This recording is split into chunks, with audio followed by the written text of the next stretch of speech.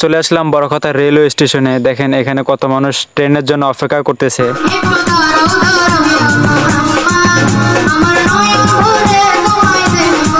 তো এখানে একটু সময় কাটানোর পর দেখলাম যে এখানে ট্রেন চলে আসলো। এই লেখাগুলো দেখে আমার খুবই ভালো লেগেছে।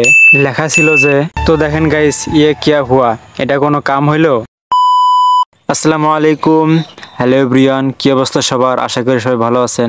তো পরন্ত বিকালে এক জায়গায় যাওয়ার উদ্দেশ্যে বাইর হয়ে পড়লাম। কোথায় যাইতেছি সেটা আপনাদেরকে একটু পরে বলতেছি। অনেক কিছুই থাকছে এই ভিডিওতে, তাই সম্পূর্ণ ভিডিওটা দেখবেন, আশা করছি অনেক ভালো লাগবে। তো আমাকে দেখতে দেখতে এই যে চলে আসলো, দেখতেছেন এটা হচ্ছে আমার ভাতিজা। আমি তাকে মাদ্রাসায় ছেড়ে আসবো। যেহেতু মাঝে মধ্যে আমি একটু ভিডিও বানাই, তাই ভাবলাম যে এটাও আপনাদের কাছে শেয়ার করি। তো তাকে নিয়ে আল্লাহর নামে চলিলাম। গন্তব্য হচ্ছে বড়কথা।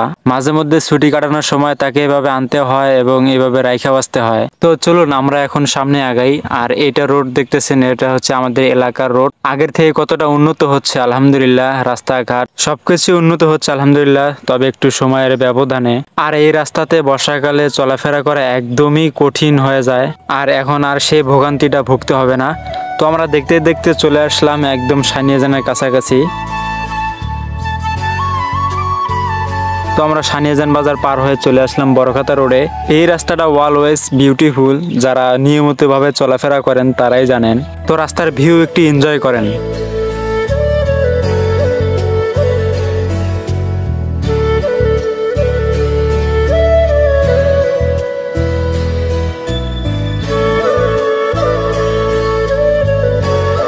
তো আমরা দেখতে দেখতে চলে আসলাম বড়কথা বাজারে। তো আমরা এখন যাব সোজা স্টেশনের দিকে। এখন আমরা চলে আসলাম বড়কথা রেলওয়ে স্টেশনে। দেখেন এখানে কত মানুষ ট্রেনের জন্য অপেক্ষা করতেছে। আমিও একটা সময় এখানে অপেক্ষা করছি ট্রেনের জন্য। আপনারা ভাইবেন না যে আমার ভাতিজাকে আমি ট্রেনে উঠাই দেবো, কিন্তু না, তার মাদ্রাসা পাশে এখানেই। তাকে নিয়ে আসলাম এখানে একটু সময় কাটানোর জন্য। আর আজকে হচ্ছে শুক্রবার, বড়কথা হাট। হাটে অনেক মানুষ আসছে বেচা কিনা করার জন্য। তো এখানে একটু সময় কাটানোর পর দেখলাম যে এখানে ট্রেন চলে আসলো। তো ভাবলাম যে ট্রেনটা বিদায় দিয়ে আমরা এখান থেকে চলে যাব। তো কারা কারা ট্রেনে নিয়মিত যাতায়াত করেন কমেন্টে বলবেন। আমি ভাবতেছি যে ট্রেনে করে আমি একটা ব্লগ ভিডিও বানাবো, সেটা যেন বাস্তবায়ন হয়। আপনারা দোয়া করবেন আমার জন্য।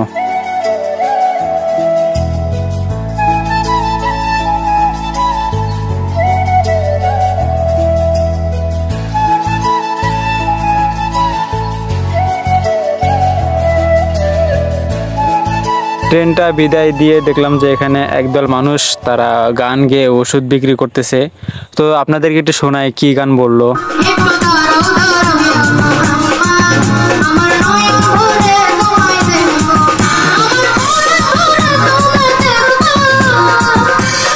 তো যাই হোক, অনেক গান শুনলেন। তো এবার আমাদের মূল কাজ করা যাক, চলেন। তো তাকে নিয়ে আমি তার মাদ্রাসার সামনে চলে আসলাম, তাকে বিদায় দিয়ে দিলাম। তো মাদ্রাসার নাম হচ্ছে বড়কথা কেন্দ্রীয় এতিমখানা। তো এখানকার দেওয়ালে কিছু লেখা আছে, সেই লেখাগুলো দেখে আমার খুবই ভালো লেগেছে। লেখা ছিল যে, তুমি যাকে ভালোবাসো হাসরের ময়দানে তুমি তার সাথেই থাকবে। আপনি নিজেকে যত বড় শিক্ষিত মনে করুন না কেন, যদি কোরআনের শিক্ষা না থাকে তাহলে আপনি মূর্খ। অনেক সুন্দর কথা। এই জন্য বলা হয়েছে প্রত্যেক মুসলমানের উপরে এলমে দিন শিক্ষা করা ফরজ। বলো, যারা জানে আর যারা জানে না তারা কি সমান হতে পারে? তোমরা যদি না জানো তাহলে জ্ঞানীদের জিজ্ঞাসা করো। তো এভরিওয়ান, আপনাদেরকে অনেক সুন্দর সুন্দর কথা শোনালাম। আশা করছি আপনাদের কাছে অনেক ভালো লেগেছে। তো ওখান থেকে বের হয়ে এখন যাইতেছি বাড়ির উদ্দেশ্যে। তো আমি নিজেকে নিজেই একা একা ভিডিও করতেছি আর সামনের দিকে একটু দেখাইতেছি।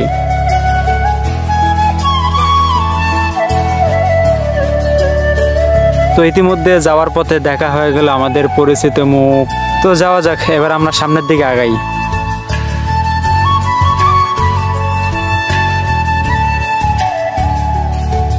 তো দেখেন গাইস, ইয়ে কিয়া হুয়া, এটা কোনো কাম হইলো?